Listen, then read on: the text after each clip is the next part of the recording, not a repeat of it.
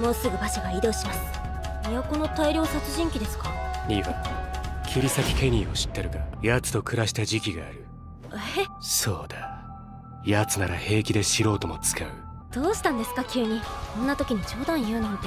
Oh hi tout le monde, j'espère que vous allez bien. L'attaque des titans est maintenant terminée et j'ai décidé que ma chaîne allait être un endroit complet, c'est-à-dire que je parlerai de tout ce dont je n'ai pas pu auparavant. La vidéo sur la théorie que j'ai annoncée est déjà prête et sortira le 23 juin. Aujourd'hui, on va parler de chapitres, de dessins, de regrets et d'Isayama. Je vous invite à vous abonner, c'est la récompense, et à partager la vidéo. Allez, c'est parti.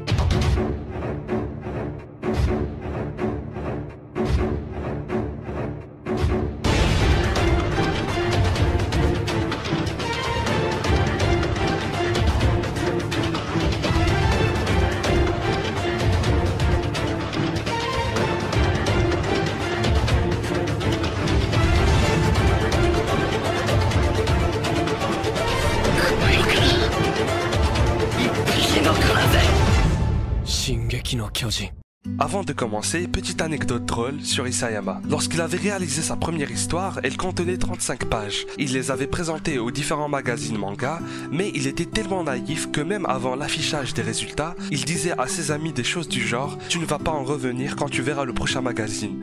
À sa sortie, le nom d'Isayama n'était même pas inscrit dans la catégorie « Ils y sont presque ». La réaction du mangaka fut très positive, et s'est dit qu'il avait vraiment déconné en envoyant son travail, et que le département éditorial ne l'avait jamais reçu. Il dit à la fin « Merde, la Poste devrait mieux faire son travail ». Vous le savez déjà, nous avions eu droit à un chapitre de l'attaque des titans tous les 9 de chaque mois dans le Bizatsu Shonen Magazine. Kawakubo Shintaro nous tenait au courant toutes les dernières semaines de chaque mois, qu'il avait bien reçu les nouvelles pages du mangaka et que le chapitre était prêt à être publié. Mais alors, comment Isayama procède pour développer 45 pages? Isayama passe environ une semaine pour réaliser tous les croquis et 2 semaines entières pour compléter les dessins. Quant au temps qui lui reste, il s'organise pour réfléchir à la manière dont il va procéder pour travailler sur le prochain chapitre. Et même s'il avait déjà prévu plein de choses et savait vers quelle fin son œuvre se dirigeait, il avait encore besoin de penser à chaque fois au genre de conversation qu'allaient avoir ses personnages dans les futurs chapitres, où l'action allait se dérouler, combien de temps ça allait prendre et j'en passe. Et parmi les choses dont il n'était jamais sûr, c'était la représentation de leurs émotions. Il devait absolument commencer le dessin pour comprendre et savoir comment les décrire. Parfois, il devait même décider du moment où il devait placer des événements de l'histoire en prenant en considération toute son œuvre. C'était très difficile pour lui de deviner ce qu'il devait faire et ce qu'il devait éviter en se basant sur les prochains chapitres. Pour Isayama, c'était comme s'il recommençait tout à zéro. D'ailleurs, il a avoué qu'il aurait dû changer quelque chose bien avant. Et je parle du fait que les murs n'étaient pas faits par des humains. Il pense qu'il aurait dû révéler ce détail au début de l'histoire. En vrai, ça allait créer un immense mystère sur l'identité du créateur. Mais si les murs n'avaient pas été construits par des humains, on penserait logiquement à l'inverse, à l'autre espèce, les titans, ce qui gâcherait un peu la surprise. Et au lieu d'être fascinés et choqués par la fin de l'épisode 25 de la saison 1, nous allions juste avoir une confirmation, et resterons tout de même choqués, car personne n'aurait imaginé que des titans se trouvaient à l'intérieur des murs.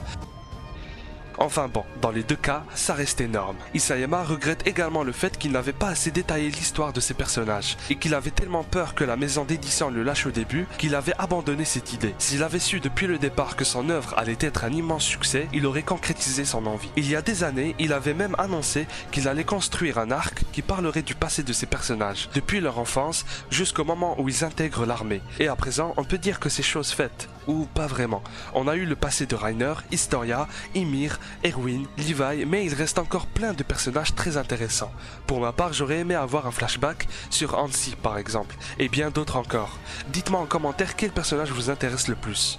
Levi goes, "Hua!" and he goes, "Hua!"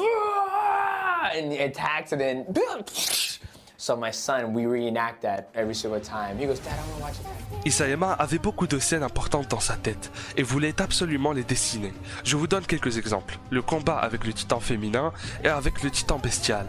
Pour lui, dessiner un manga est comme une boucle où il doit atteindre une île pour dessiner une scène magique, pour ensuite se diriger vers la seconde, et ainsi de suite. Pour y parvenir, parvenir, il doit illustrer tout le chemin. Pour finir cette vidéo, je vais vous présenter le plus grand spoil de toute l'histoire, mais vous n'allez pas être spoilé, c'est promis. Quand Kyoji Asano était en train de travailler sur la première saison de l'Attaque des Titans, il était entré dans le bureau d'Araki pour lui demander quelque chose, mais ce dernier n'était pas là. Sur le bureau se trouvait une note contenant l'identité des guerriers morts.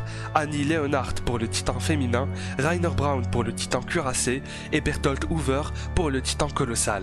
À ce moment, la révélation n'était pas encore sortie dans le manga et allait être disponible que des mois après. L'animateur était alors choqué et a dit que pour lui, c'était comme si le temps s'était arrêté. On se retrouve pour la fameuse théorie très prochainement. Je vous invite à vous abonner pour ne rien rater, activer la notification pour être au rendez-vous. D'autres vidéos comme celle-ci verront également le jour. Je vous lâche un énorme acquis de droit dans la gueule et à la prochaine. 何かが変わりそうな気がするの。ああ、そうだな。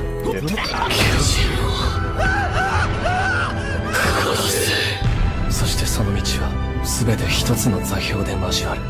つまりそれが始祖の巨人だ。